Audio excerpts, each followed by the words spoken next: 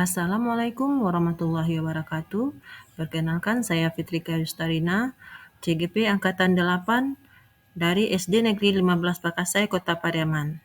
Saya akan memaparkan demonstrasi kontekstual saya, filosofi pendidikan Ki Hajar Dewantara dalam bentuk komik pendidikan. Sinopsis komik demonstrasi kontekstual tentang filosofi pendidikan Ki Hajar Dewantara. Bu Tina dan Bu Sinta merupakan rekan kerja sesama guru yang bertugas di SD Cerdas Berkarakter. Menunggu waktu pulang sekolah, mereka mendiskusikan tentang filosofi pendidikan menurut Ki Hajar Dewantara. Mereka bercengkrama di kantor guru di SD Cerdas Berkarakter. Alur cerita. Bu Tina dan Bu Sinta menunggu waktu pulang sekolah.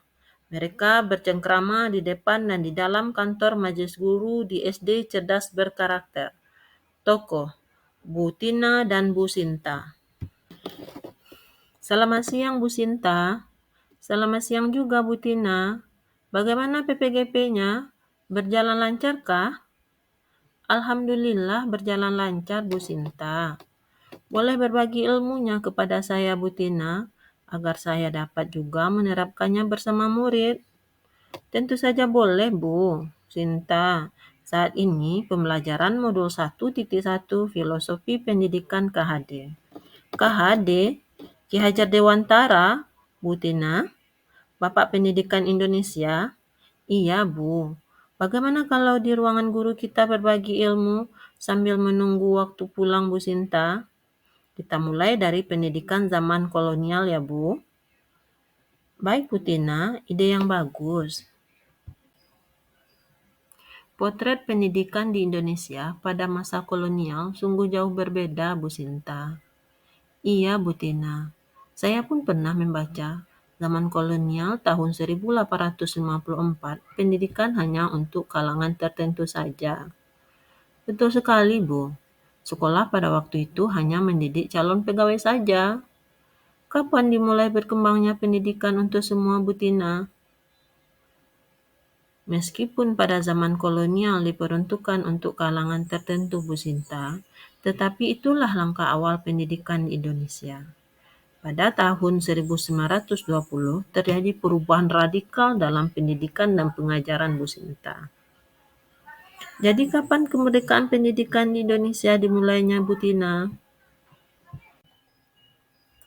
Baik, Bu Sinta. Pada tahun 1922, KHD mendirikan Taman Siswa di Yogyakarta sebagai gerbang kemerdekaan dan kebebasan kebudayaan bangsa. Semua putra dan putri bangsa boleh mengenyam pendidikan, Bu Sinta. Oleh sebab itulah KHD diberi gelar sebagai Bapak Pendidikan Indonesia.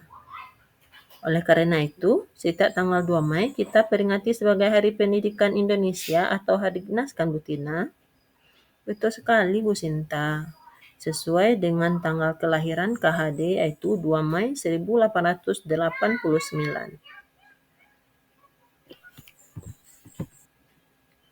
Berarti PPGP Ibu sekarang membahas filosofi KHD. Bagi ilmunya ya, Bu Tina. Kita mulai dari filosofi KHD yang pertama ya, Bu Sinta, tentang pendidikan. Banyak ya, Bu. Semakin penasaran saya. Izin berbagi sama saya, Bu, tentang pemikiran KHD. Siap, Bu Sinta. KHD membedakan antara pendidikan dan pengajaran. Apanya yang berbeda, Bu Tina? Bu Sinta, KHD membedakan antara pendidikan dan pengajaran. Pengajaran adalah proses pendidikan dalam memberi ilmu yang berfaedah untuk kecakapan hidup anak secara lahir dan batin. Sedangkan pendidikan adalah tempat persemaian benih-benih kebudayaan dalam bermasyarakat. Kenapa pendidikan disebut persemaian benih-benih kebudayaan bermasyarakat, Bu Tina? Maksudnya, untuk menciptakan manusia yang beradab diperlukan pendidikan. Pendidikan menjadi ruang berlatih dan bertumbuhnya nilai kemanusiaan yang dapat diteruskan dan dikembangkan. Bu Tina, itu berarti pendidikan dan pengajaran merupakan satu kesatuan ya? Betul, Bu. Pendidikan dan pengajaran tidak dapat dipisahkan untuk mewujudkan kemerdekaan diri. Istilah baru lagi, Bu Tina. Apa maksudnya kemerdekaan diri? Kemerdekaan diri di sini artinya manusia yang bisa berdiri dengan kekuatan sendiri, mampu memuliakan dirinya dan orang lain, merdeka batin dan merdeka lahir, Bu Sinta. Lalu, apa peran kita sebagai seorang pendidik, Bu Tina? KHD mengibaratkan peran pendidik seperti seorang petani atau seorang tukang kebun. Anak adalah benih-benih yang dirawat, disirami, dipupuk, dibersihkan, dan diberi obat agar tumbuh sesuai harapan. Biarkan anak-anak belajar sesuai dengan kemampuan dan potensinya. Maksudnya Bu Tina? Filosofi KHD menyatakannya bahwasanya tujuan pendidikan adalah menuntun segala kodrat yang ada pada anak untuk mencapai keselamatan dan kebahagiaan. Proses menuntun itu, anak-anak diberi kebebasan. Sebagai pamong atau pendidik, kita memberi arahan dan tuntunan agar anak tidak kehilangan arah dan membahayakan dirinya. Dengan kata lain, sebagai pamong atau penuntun ya Bu Tina. Jadi ingat 3 azas pendidikan, Bu. Ya Bu Sinta, Ingarso Sungtolodo, Ingmadio Mangungkarso, dan Tutwuri Handayani. Terima kasih telah mengingatkan saya kembali, Bu Tina. Ingarso Sungtolodo di depan menjadi contoh atau panutan, Ingmadio Mangunkarso di tengah memberi semangat, Tutwuri Handayani di belakang memberi dorongan. Tepat sekali, Bu. Jelaslah bahwa azas pendidikan mengamanatkan kepada kita pendidik untuk menjadi teladan, membangkitkan semangat anak, dan memberikan dorongan dan semangat anak. Saya setuju, Bu Tina. Bu Sinta, yang harus kita ingat sebagai seorang pendidik, kita jangan menyamaratakan kemampuan murid. Karena setiap anak itu unik. Agar kemerdekaan anak dalam belajar dapat kita terapkan, Bu Tina, kalau begitu, kurikulum merdeka, pembelajaran diferensial, sudah diterapkan semenjak 1922. Ya Bu Sinta, selain itu, dalam mendidik anak, kita tidak terlepas dari kodrat alam dan kodrat zaman. Bu Tina, apa maksudnya kodrat alam dan kodrat zaman? Bu Sinta, KHD menjelaskan, didiklah anak dengan cara yang sesuai dengan tuntutan alam dan zamannya. Bagaimana caranya, Bu Tina? Apakah yang perlu kita lakukan agar kemerdekaan belajar pada anak tidak bertentangan dengan kodrat alam dan kodrat zaman? Bu Tina, kita harus mengenal sosiokultural tempat kita mendidik, agar kita mengenal budaya ataupun karakteristik lingkungan. Selain itu, kita harus selalu menambah ilmu kita sebagai seorang pendidik. Jangan berpuas diri dengan apa yang ada.